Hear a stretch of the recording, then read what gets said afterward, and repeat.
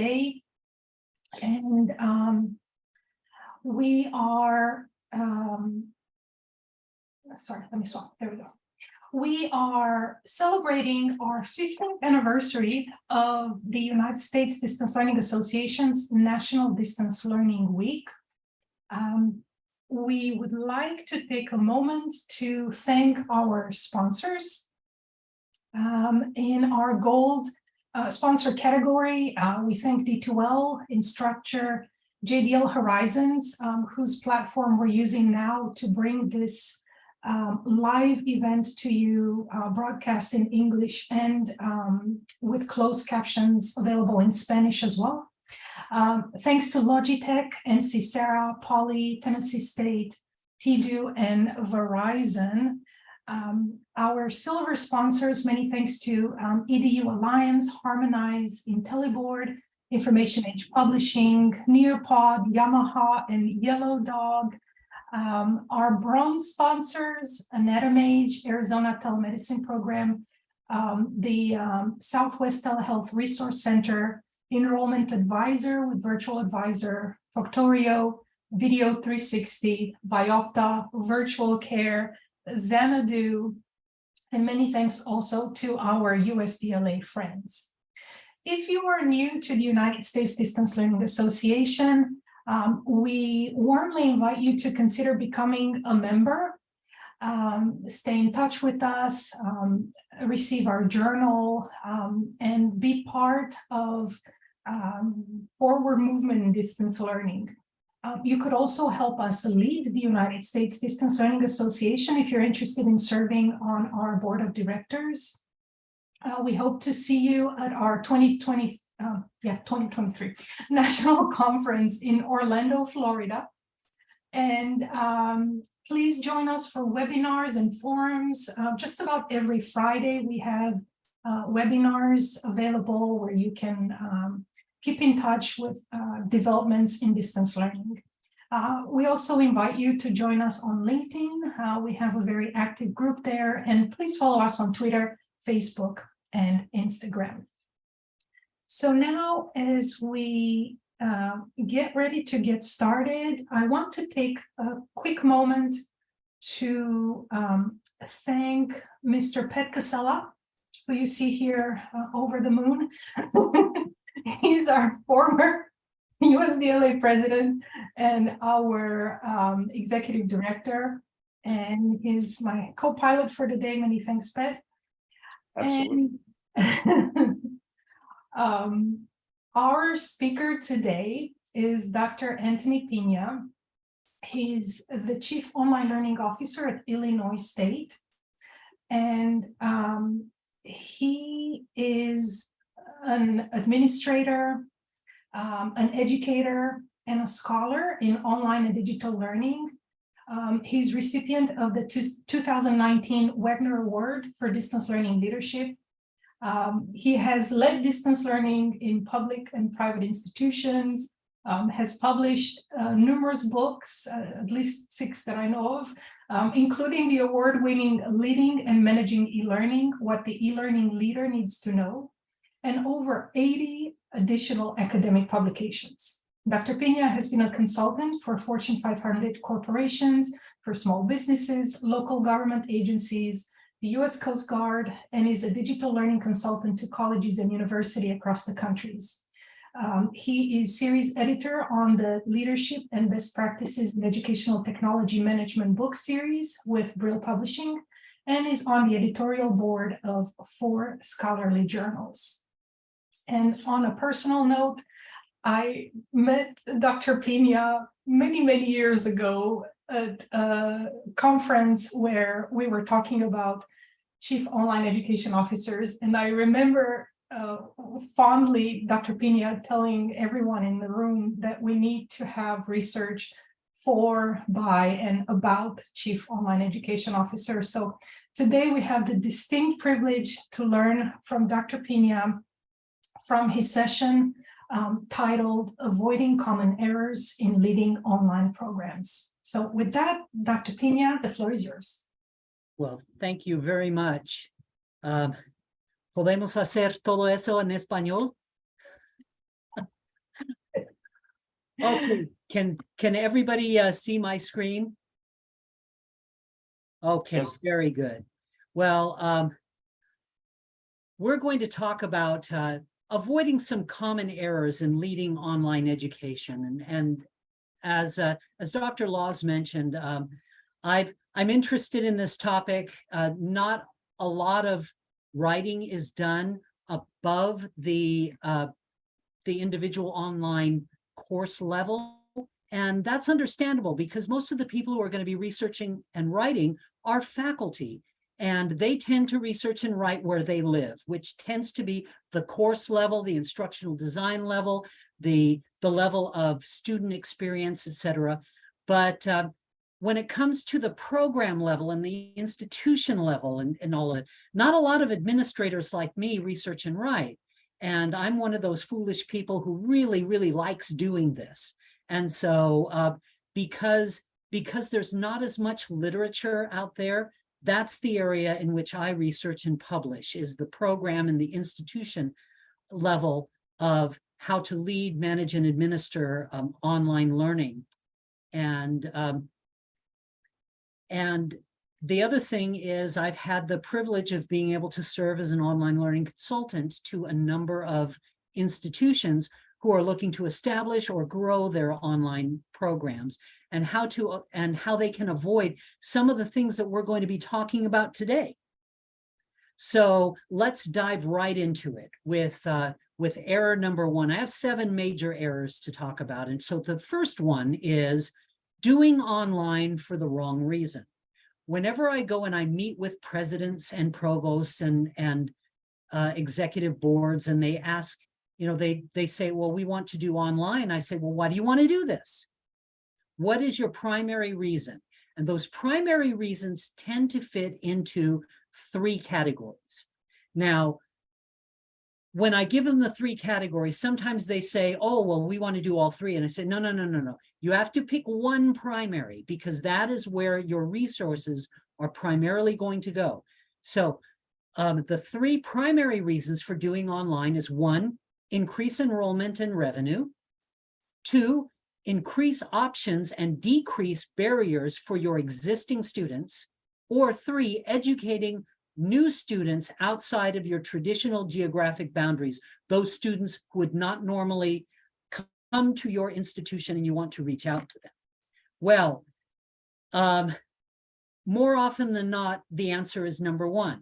And so when they give me that answer, I say, no, that's the wrong answer. Increasing enrollment and revenue is the most common motivation for institutional leaders to start or scale up online, but it's the wrong answer. And let me tell you why. Because when that is the primary motivation to leadership, then the focus tends not to be on quality course and program development, but on rapid course and program development. We want to develop these things really fast because we want to start enrolling students in them immediately and bringing in all of that revenue. So the focus is also not on retaining students, but on recruiting students, bringing in the big pipeline. But if you bring in the pipeline and you can't keep them, then it's just a revolving door. And we'll talk about that in just a second. And then finally, if the primary motivation is increasing enrollment and revenue, then a focus on enhancing curriculum, teaching, and student services becomes replaced by a focus on enhancing marketing and enrollment. So why is this the wrong answer? Let me give you an example. Years ago, Ashford University decided to scale up its online program. It had a face-to-face campus in, I believe, Iowa, and it established a large online program out of Southern California. Well, the online program grew from a few thousand to over 70,000 students in just a few years.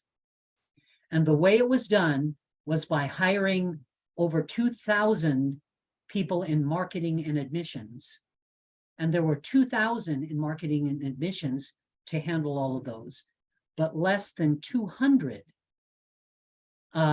dealing with actual curriculum, student services, and retaining those students.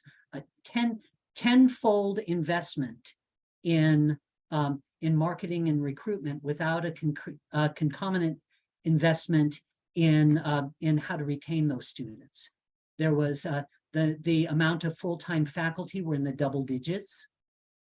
And as a result, there was well over a 50% attrition rate within the first 3 years. So yes, they were bringing in tons of students, but they were losing those students too. And so this is the problem when the primary focus is increasing enrollment and revenue.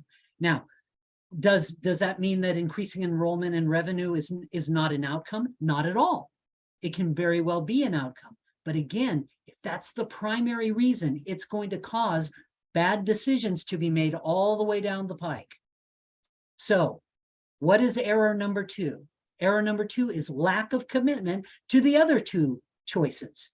So if you realize that number 1 is not the true thing. Now, number 2, in increasing options and decreasing barriers for your existing students, that's a minority, but that is a reason why some do this. They want to eliminate pipeline problems and roadblocks and things, and increase choices for their existing students so that they don't have barriers to graduation and on-time completion. Now, if your goal is to do that, then hybrid programs with online courses will serve fine, and you can use existing infrastructure and student services. But the mistake is that by and large, when I get rid of the first answer, the second answer is usually, no, we want to attract new students. We want to provide this education, our branded education, to students outside of our regular geographic boundaries, outside of our state, and all of that. Well, if that's true, then what you need to focus on is fully online programs and in investing in an infrastructure and student services that are unique to online learners. And the failure to do this constitutes big error number 2. So let's go to error number 3. So I'm starting off talking about the errors, and then I'm going to talk about what to do to avoid them. So error number 3, this is actually a conversation that I had with a provost at a former institution, where he said, Tony, just have the faculty create a bunch of online courses. It's just that simple. No, it's not even close to being that simple. Unfortunately, they found out later when they started hemorrhaging students that it wasn't that simple at all.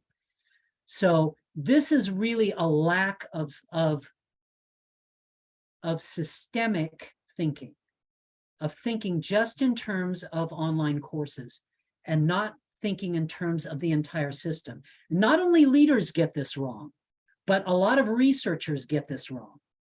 There's some of the most, I'll say, challenging data to online learning. And for those of us who say, well, there's no significant difference between learning online and learning face-to-face and all of that. But then they say, well, but the learning outcomes, which basically means attrition and retention, are poorer for certain students of color, first-generation students, low-income students, etc. So the conclusion is online learning must not be a good method for those students.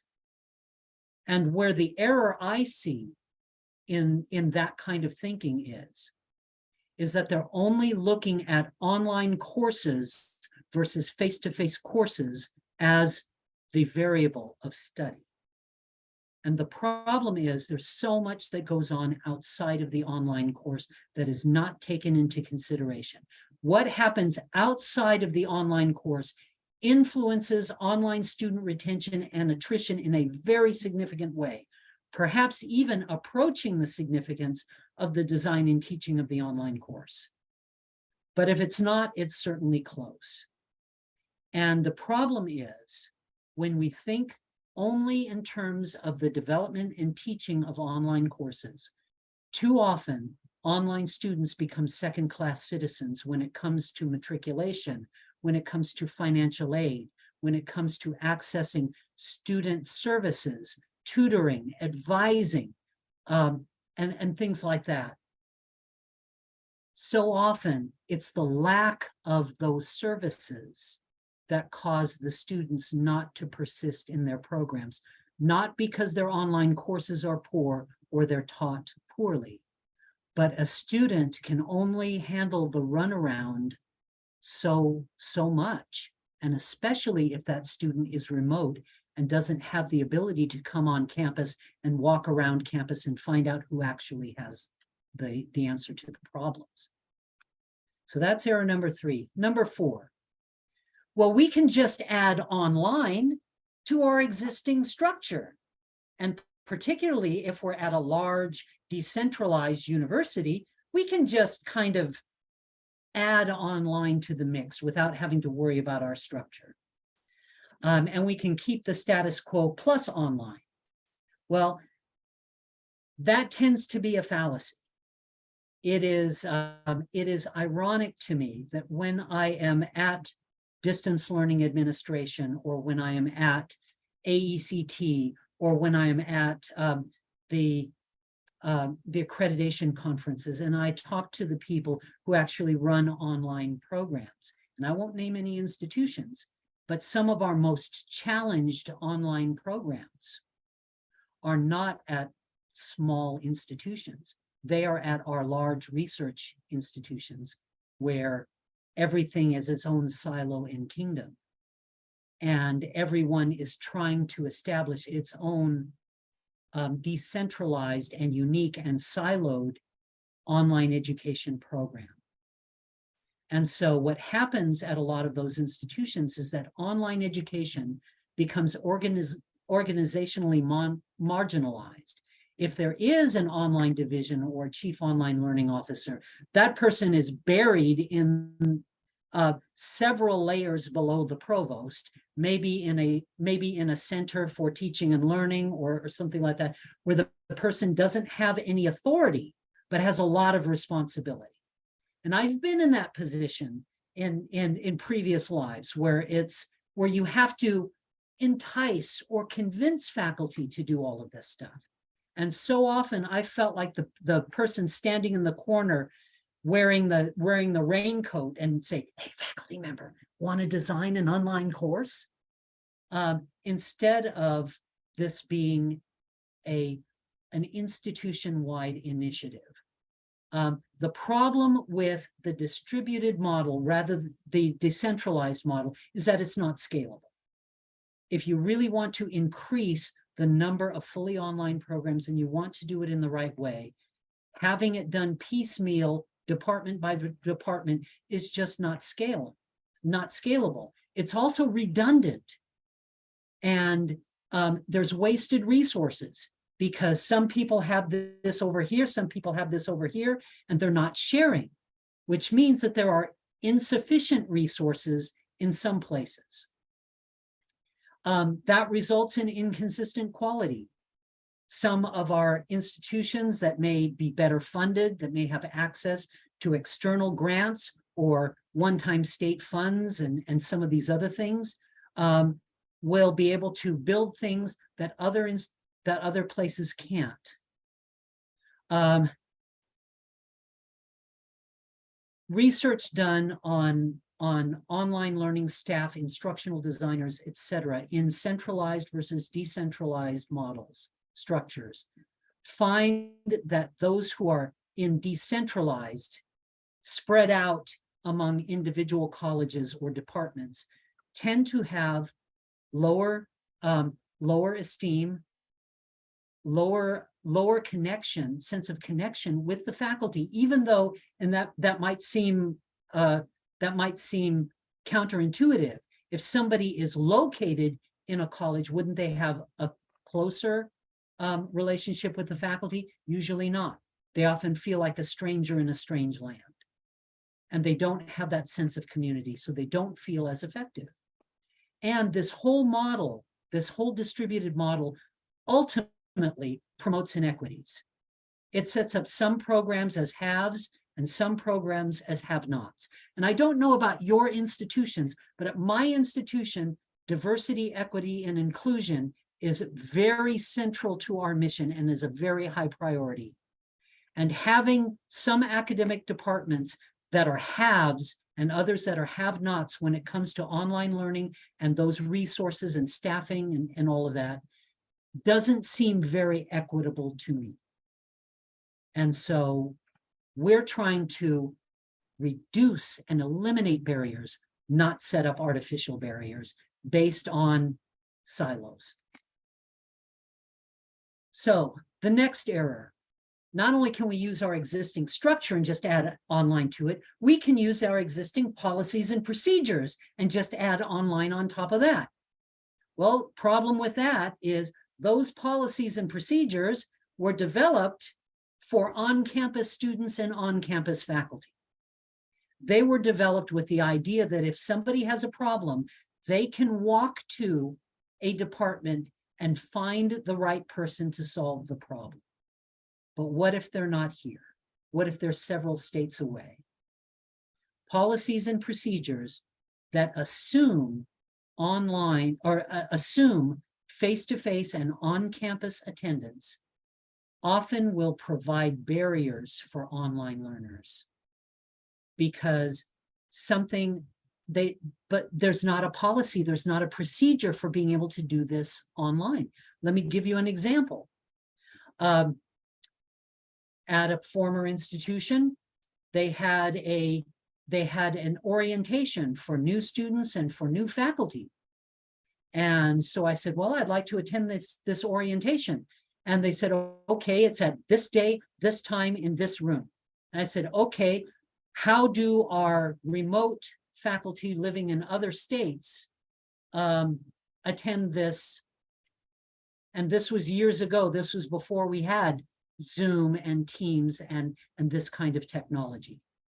And it was sort of like, oh, well, there's a website that they could go and visit with this information, or there's a document that they could download and read. And I thought, well, that's just so engaging, isn't it, compared to the face-to-face? So really, what you're saying is you don't have a strategy for that. They have to come on campus and sign this form. Really? What if they live on the other side of the country or the other side of the world? How do they sign this form? And so that introduces runaround, and runaround results in attrition. And then people say, oh, well, just some people aren't cut out for online. No, some institutions have not made the investment into making online work for people who are not on campus. And that's just the truth of the matter.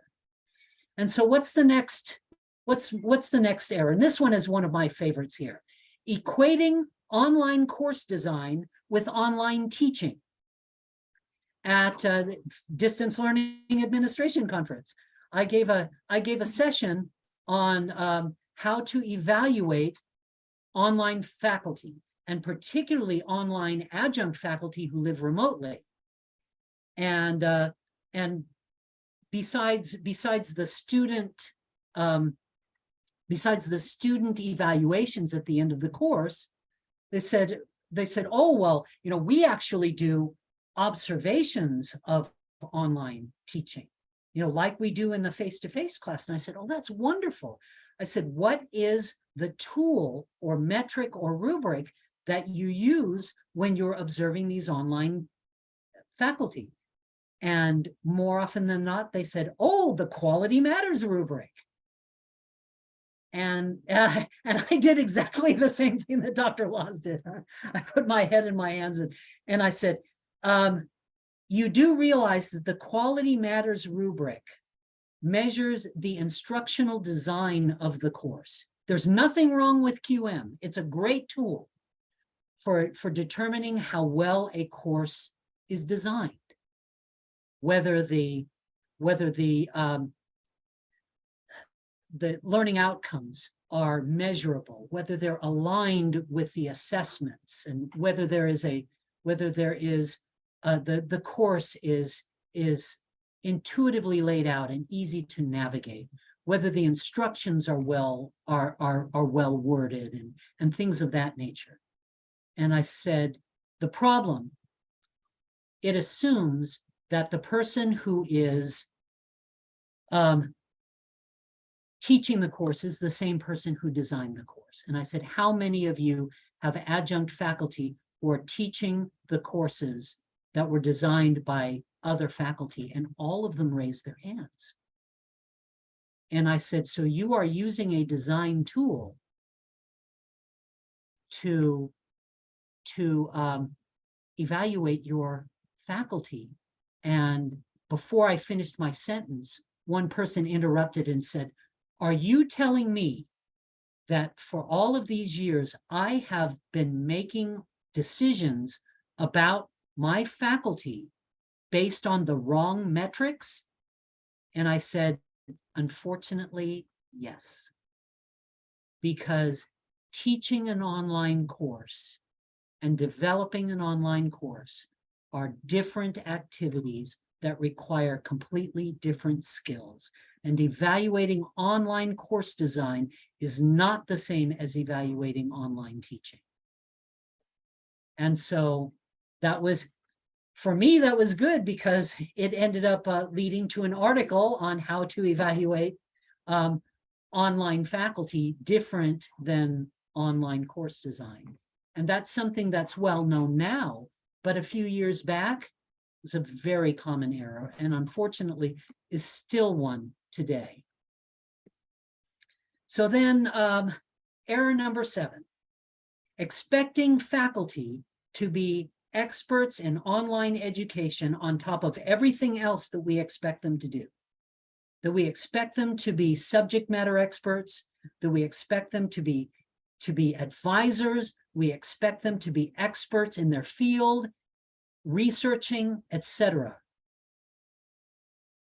But I maintain that it is terribly unfair to our faculty to expect that on top of their teaching, research, service, and all of their other responsibilities, and keeping up on their topic, keeping up in their discipline, that they also are expected to somehow automatically become experts in instructional design for online learning, how to properly chunk information for online learners, to what things to be able to do as far as online sequencing, what typefaces work best, what font faces work best, what to do with graphics and how to format things, what things not to do for online courses, and develop their own style guides and things of that nature.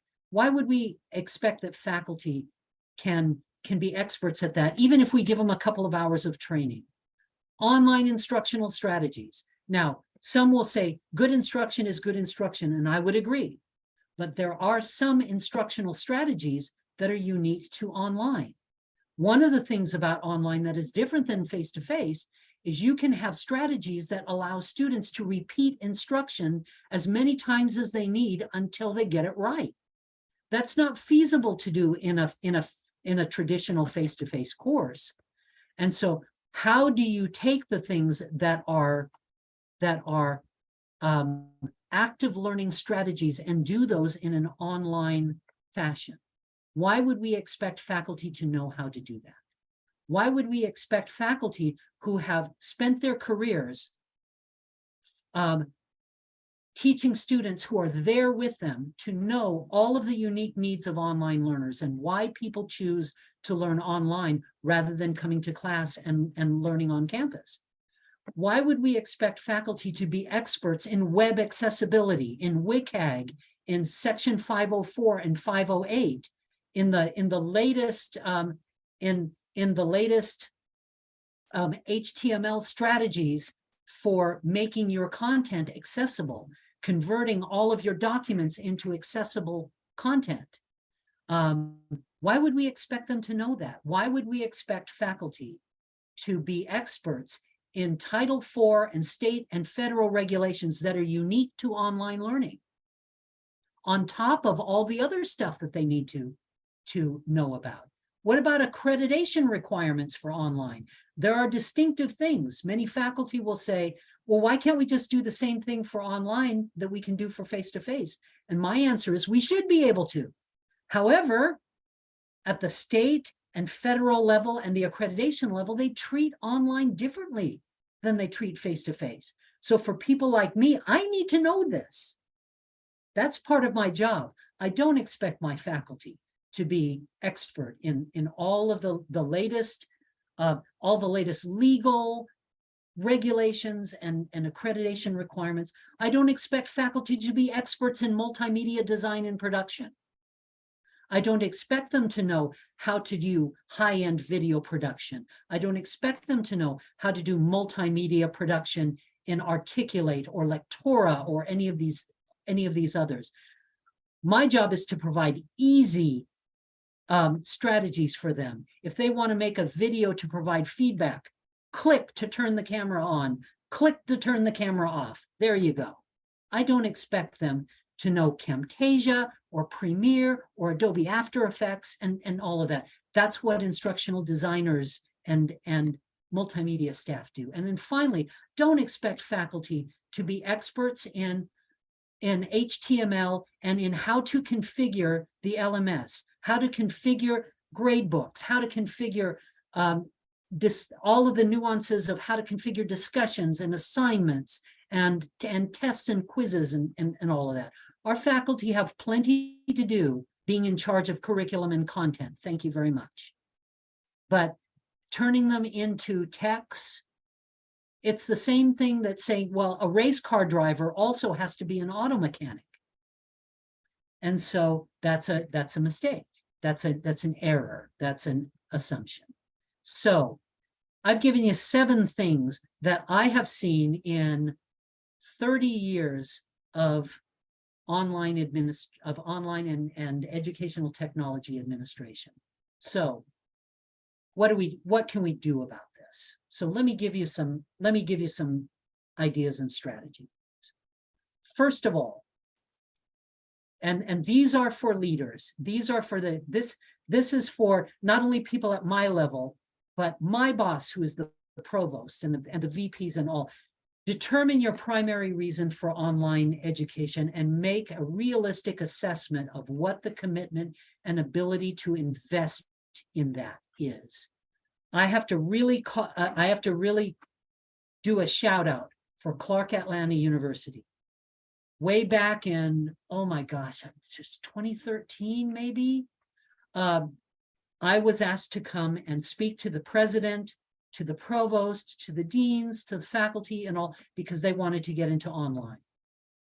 And I went through a lot of this stuff. Okay, if you want to get in, here's what you have now. And it's really great for the type of institution you are.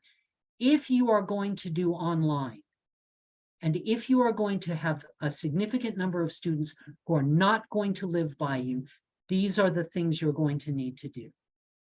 And they said, oh my, we're not ready to do that yet. So we're going to cool our jets and we're going to go through this strategic plan that you've outlined, do this and this and this and this. And we're going to launch this when we're ready to launch this. And again, some years later at Distance Learning Administration Conference in Jekyll Island, Mary Hooper came up to me and Dr. Hooper said, I'm the VP of online at Clark Atlanta. And I said, I am so glad to hear. So tell me about that. Because I did some consulting over there. And she said, I know. My position exists because of your report. And we did all of this stuff. And I thought, that's one of those things as a professional and as a consultant. It's like when they actually do it and it turns out well, it's like, yes, yes, yes, yes. They listened, they did it, and they did the right thing. So big shout out to Clark Atlanta University, and and to others, St. John Vianney and others that did this too. But that was just one. The other thing is online ed has to align with your institution mission and vision. If not, then there isn't the impetus to do all of the rest of this stuff. It has to be central. It has to be institutionalized. And so you have to look at your mission and vision. And it's nice if you can actually put online learning in the mission statement or in the vision statement, or regardless of, our students will have this regardless of where they are, regardless of learning modality. Online will not be institutionalized. And by the way, that's what I did my doctoral dissertation on, was how to institutionalize distance learning. It doesn't happen unless it ties in with the institution mission and vision. And so you have those things. And as a result, you create a comprehensive strategic plan for online education. That's not just about creating more programs. Program and course development is important, but teaching is also important. And then institutional services is also important.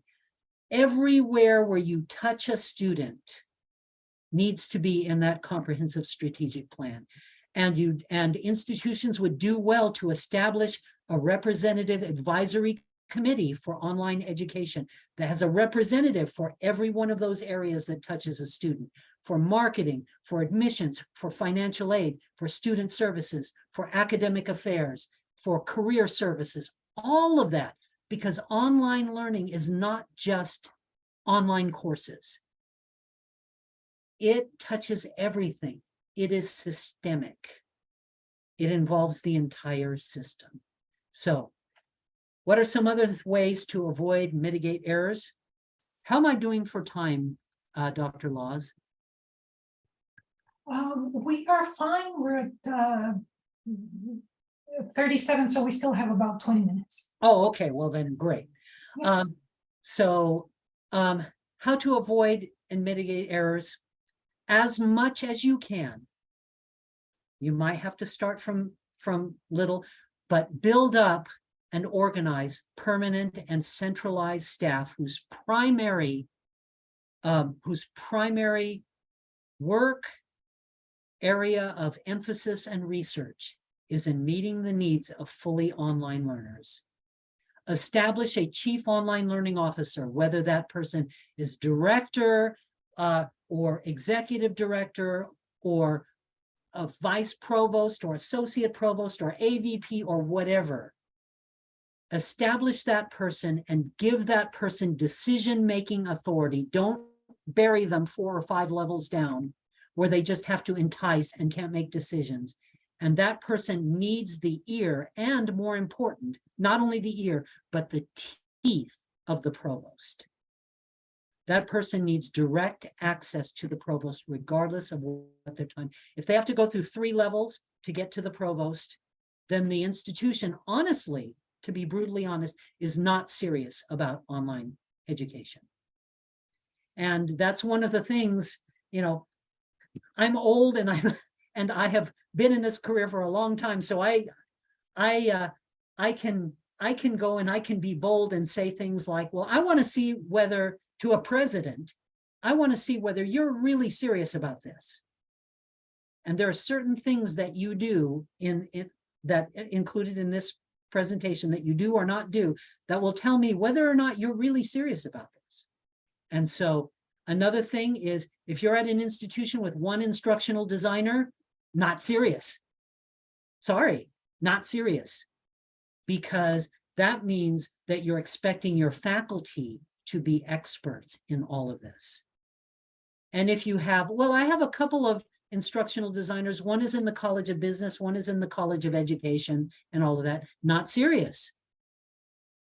A central cadre of instructional designers who can be deployed across the institution as needed and who have that sense of community where they can share expertise and develop individual expertise. And that is going to benefit the institution as a whole. So at the very least, you need that. You know, having somebody for student support, having people for multimedia development and all of that is all good. But at the very least, if you're doing fully online, you need to have 24/7, 365 technical support for those online students and faculty. If it's 2 o'clock in the morning and, you know, or more realistic, it's 11:55 and they are ready to submit that assignment or that test and something technical is happening, they need to have somebody who they can call. And so whether that's an internal person, whether you hire that out, whether that's an OPM thing, you know, the individual application we can talk about, but what's non-negotiable is you have to have it. The institution has to provide a full range of institution-based academic and student services geared to the unique needs of online learners. You can't just have the nursing program provide all of these services to the online nursing students, but the health sciences program doesn't have any of that. If they're online and they're not here, they should have access to all resources. So also, institutions need to conduct a realistic analysis of institutional policies and procedures to make sure that they do not disadvantage online learners and faculty. Our job is to remove barriers, and especially to remove those artificial barriers that don't need to be there. And sometimes this idea of, well, we've always done it that way, is not a good answer. It's not a sufficient answer. So how else? Let's go now let's go to the online program side and the online courses side. Establish a process for online program and course approval. If you're in a situation like my institution has been, where online courses have basically been up to individual faculty that said, I want to teach my course online for me. And so we had a really good program that taught faculty how to develop their own course and guided them through the process, and took an entire semester to go through. But we didn't have instructional designers or anything. The faculty did it as the time that they had. And so that could take a year or 2 years for an online course to actually get built. And when it's built, only that faculty member teaches it. That's not a strategy for developing fully online programs. So you have to establish minimum expectations for online courses, minimum standards or criterion and all of that. And the nice thing about it is that they're abundantly available. You don't have to start from scratch. There's Quality Matters. There's the OLC Oscar rubric. There's Blackboard Exemplary Course. There's so many of these things that are available that you only need, you pick and choose what you want. That's what we've done to develop our courses. And so those things exist. And then when you do get your standards, vet them through your faculty, send them to your faculty senate and say, vet these things. That's what I always do, because the faculty are the ones who have to live with it. And so they say, okay, Tony, most of this is just good instruction. Yes, it's just good instruction. But could you change this and this and this? We don't really like this wording. And I go, done. And I said, now will you vote and ratify it? And that's important, because if you have a recalcitrant subject matter expert who disagrees with some of your standards and says, no, I want to do it my way, I say, these are not my standards. These are the institution standards that have been ratified by the faculty. So if you have a problem with this, take that up with your senator and we'll see about changing it. But these are not mine. These are ours. Very heavily consider using master courses and master templates. The biggest complaint we get from our students is that I go to different online courses And I have all these, the navigation is different. And the way I turn things in is different. And it's not because that's the way they do it in the field or in the career. It's because of individual faculty preference. And I am a big one for academic freedom. But I'm also a big one for, we don't need to put up unnecessary and completely arbitrary roadblocks to our students. If the LMS has a tool where the students upload the assignment and give it to you, then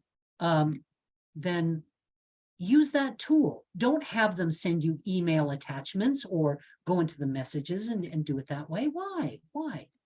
And so then just 3 more, and then we'll open it up to questions. Determine shared intellectual property. Who owns these courses? Where it has worked best from a practical standpoint. Faculty want to be able to use their intellectual property and don't want to get locked out of it, even if it is a work for hire situation where they're getting paid and use that. So the most successful situations are the ones where the institution says, yes, you faculty, you subject matter expert who created the content for this course, yes, you can use that content. If you're adjuncting at another institution, we're not going to go after you. You know, as long as you're not trying to sell your content to Pearson or Cengage or whatever, you can use it however you want. However, the university also needs to retain the right to have somebody else teach the course and to modify the course and to update the course as needed. And so you have to determine those. You have to make that decision and then provide separate training and assessment for online course development and online learning. Now, to conclude, for those of you who saw the original Karate Kid with Ralph Macchio and Mr. Miyagi, one of my favorite parts is when Mr. Miyagi says, walk left side safe, walk right side safe, walk middle, sooner or later, squished, just like grape. Karate, same thing. Either you karate do yes or karate do no. You karate do guess so, squish, just like grape. And I would say that online is the same thing. Either you online do yes or you online do no. You online do guess so, squish, just like grape. So, questions, comments, concerns? Yes, please, Dr. Pina. I'm sorry, I'm still laughing at the Dr. Miyagi quote.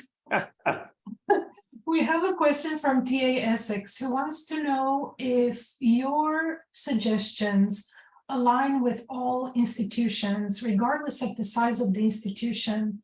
And then, well, there's another part, but let's focus on that. How does the size impact application of your suggestions? And the size does impact. And there are institution culture, there's institution size. There is a difference between a small, private, religious-based institution and a large public institution. The things that I mentioned are errors that occur across the board, regardless. So those things really transcend size. Mm-hmm. My suggestions definitely need to be scaled depending on size and resources. And also something that you need to know. I took when I came to my previous institution, I've been at my current institution for 5 months. And so I've got a lot of culture change to do at this institution. But that's what I do. That's what I love to do. At my previous institution, I got there as the Wild West. We created standards. Most all the existing courses failed the standards. And it wasn't our faculty's fault. It was because the institution had not provided proper support. Plus, this was 14 years ago, And so we just didn't know what we knew now. And so what you do, if you're going to change culture, we can take courses on innovation and change, but really there's only two things that causes culture to change. One is a dissatisfaction with the status quo. What we're doing is not working, so we need to do something different. Or two, an outside influence that scares us into change. Those are the two. And so over the years, what I did is I introduced dissatisfaction with the status quo and how we could do things better, not in a way that was trying to be critical, but for instance, our faculty, some faculty were getting paid for course development, some faculty weren't getting paid for course development, and it varied widely. So I instigated a flat pay model, which was a major win. And so what you do is you set up these short-term wins and you do them a little at a time. You have a vision of what you want it to look like, but you set up these incremental short-term wins. It's like the well-known thing where you put the frog in the thing of water and you turn the heat up just a little bit and the frog doesn't realize, it's the same thing. And so, yes, there are some things you can do because you have resources. Some things are going to take a lot of convincing of people why this is better and important. And that would be a follow-up. And by the way, I just want to tell all of my colleagues here, this is an introduction to this and some ideas. Please feel free, and this is why I have my email on here.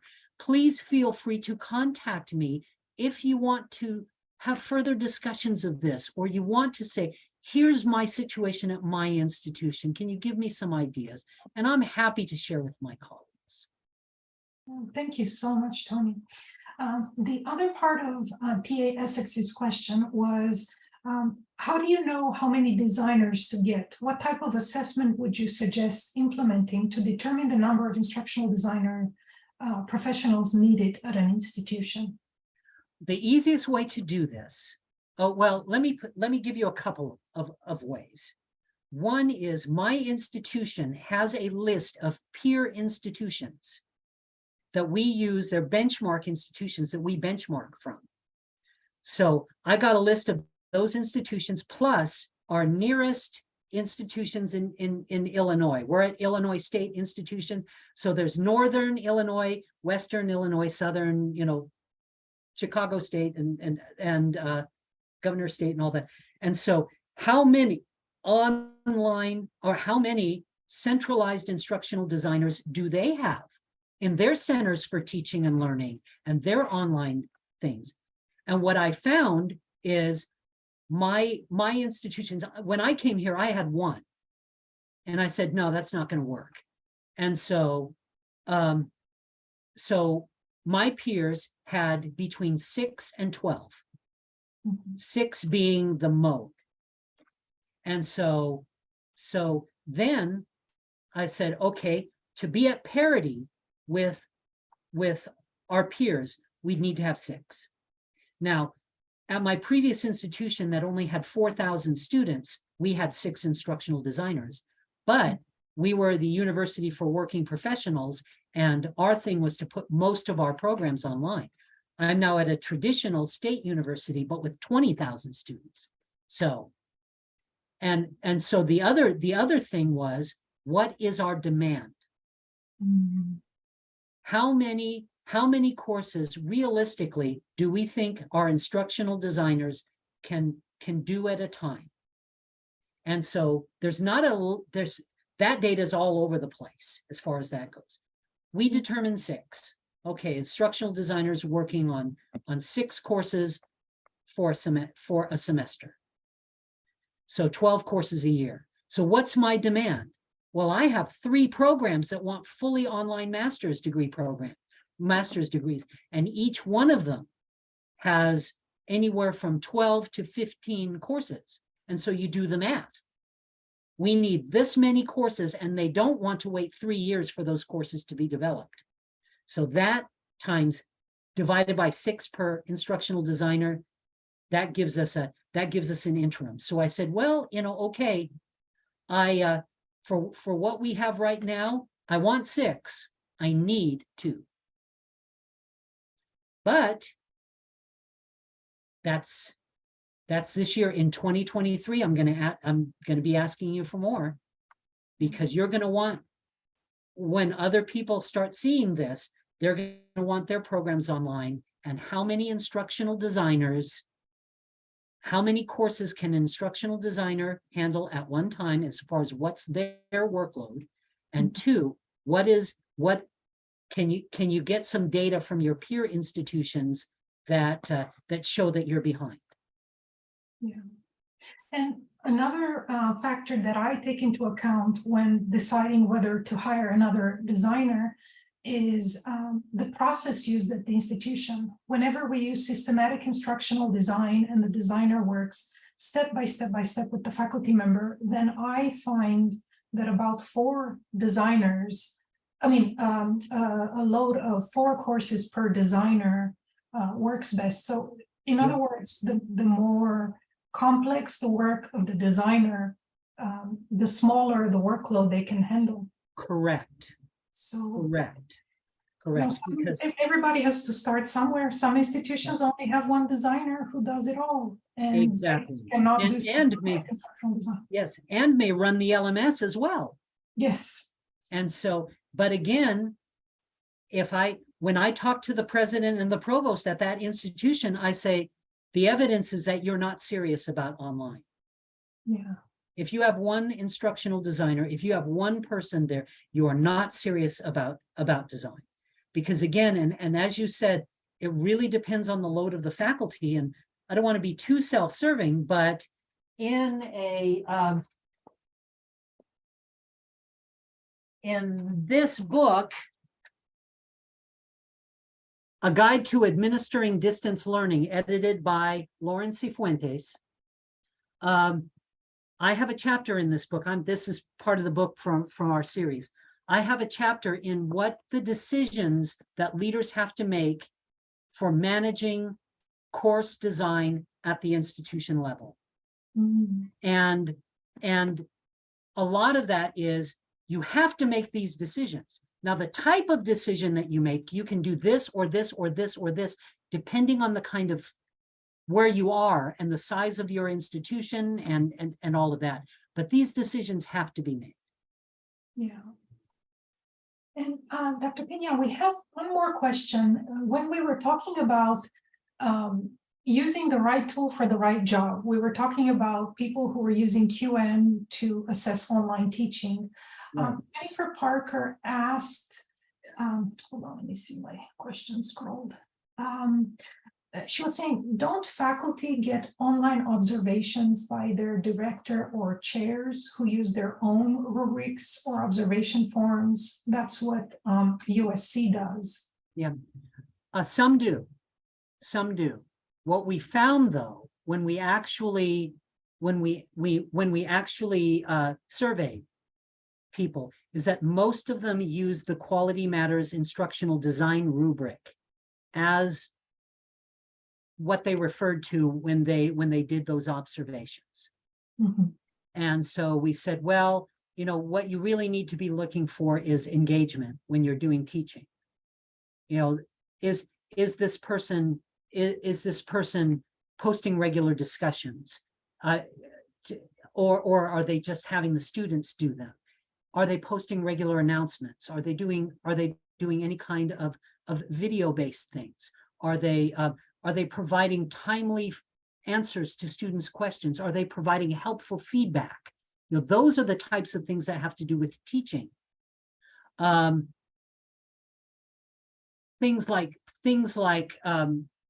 lesson structure and stuff like that, that might not be the faculty member. That may be an adjunct teaching somebody else, teaching a course that somebody else developed. And so the important thing is, what is it that person is doing in the course? Have a separate assessment for the course development. Yeah. In fact, I argue that assessment needs to be built in the course design process, not as a tack on afterwards. And I have a whole separate session on how to do that. So, but yes, absolutely. You know, the important thing, it's less important who's actually, you know, whether it is Quality Matters or OLC Oscar, and the OLC rubrics now have rubrics for assessing programs and for assessing teaching, and Quality Matters is working the same way. The important thing is, don't judge faculty who you're judging for teaching. Don't judge them based on the design of the course. Judge them based on, or assess them, evaluate them based on what they are or are not doing in the course as a facilitator, as a faculty member, as an interactor, rather than as a designer. Yeah, absolutely. Dr. Pina, thank you so much. It has been such a privilege to continue to learn from you. Thanks to all who engaged on our chat as well.